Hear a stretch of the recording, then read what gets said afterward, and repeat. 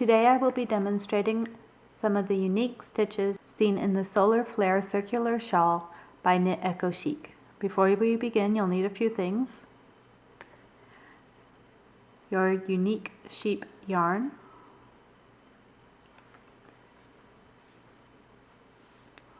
size 3 circular needles, an optional cable needle. If you don't have a cable needle handy, you can always use a spare DPN that is the same size or smaller. Your beading crochet hook, I use a 0.75, and your glass beads. Again, that's optional. The first stitch I'll be demonstrating is a simple twist stitch. To knit the twist to the left, which is abbreviated KTBL, which means knit through the back loop, you insert your needle into the back loop and knit it and slip it off. You can see that it twists the stitch towards the left. Next is the cable stitch, which is abbreviated C1F P1 KTBL. First I will demonstrate it with the cable needle and then without. Slip the first stitch to a cable needle, hold in front, purl the next stitch,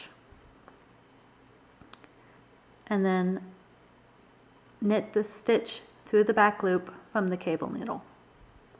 As you can see down here,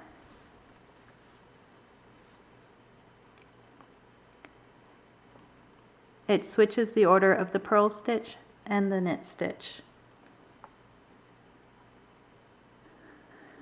To work the C1F P1 KTBL without a cable needle is just as easy. Bring your yarn to front as if to purl. Insert your knitting needle into the second stitch. Send it through the space between the first and second stitch. Purl it. Send it back through that space and pull it back through the stitch. Put your yarn in back. Knit the first stitch through the back loop. There you have the purl stitch is now in the first stitch, and the knit through the back loop is now the second stitch. The next stitch I'm going to demonstrate is the double twist right, abbreviated KDTR.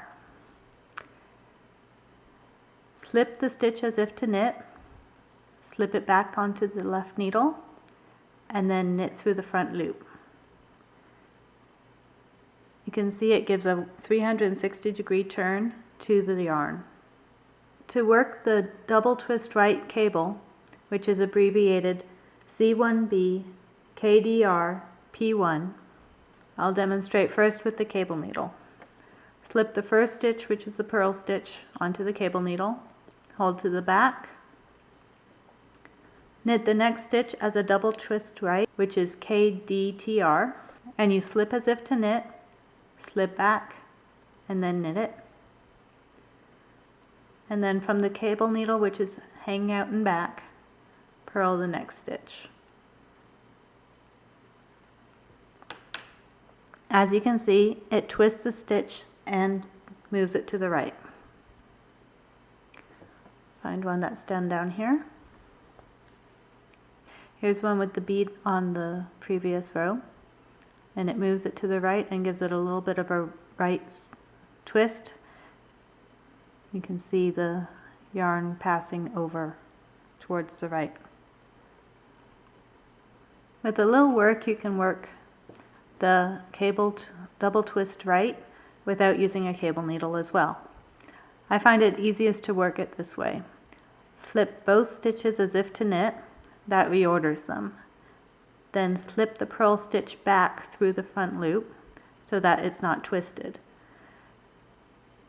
The knit stitch has half its twist completed, so slip it back and then knit through the front loop, which completes the twist. You can see it's pointing to the right, and then purl the next stitch. Just like with using the cable needle, you get a slight slant to the right. The next stitch I'll be demonstrating is the KFB bead one in the specified color.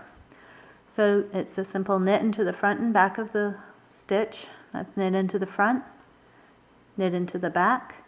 And if you're beading using the specified color, bead the stitch you just created. Slip it back on the needle and pull the loop tight. You want it still to be able to slide like the other stitches. Oftentimes when beading, you will bead the stitch below. However, I find that it makes the yarn pucker slightly on the stitches beside. By beading the stitch as you work it, you can ensure that you have enough room in the stitch for the bead as well.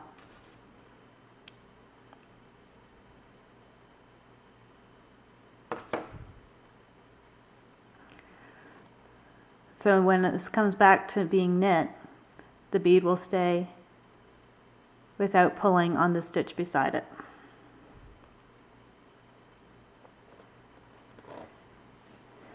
If you're doing the optional beading and come to one of the twisted stitches, I prefer to do the twisted stitch as well as bead, so that the little peekaboo that you see will show through the twisted stitch.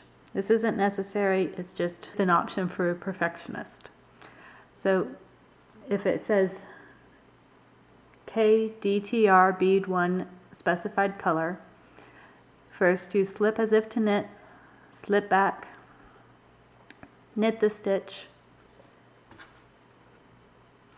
and then bead the stitch you just created in the specified color.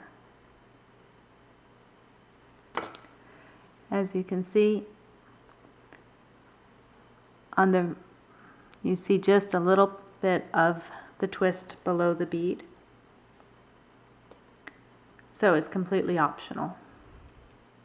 For the KTBL, you knit through the back loop,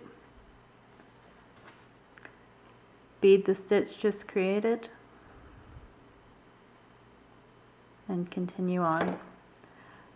And like with the other one, you'll see just a little bit of the twist at the base of the bead. The final trick I have is for carrying the yarn in between color changes. Since each round ends with a yarn over, if you were just to cross the new yarn with the old yarn in the back and continue on with the new yarn, you'll get a line of carry yarns behind these yarn overs. So what I do on the first stitch is I slip as if to knit, slip as if to knit, and using both the new and the old yarn, knit the two together. This secures the yarn over in place and allows for the old yarn to be carried right up behind the slip, slip, knit stitches.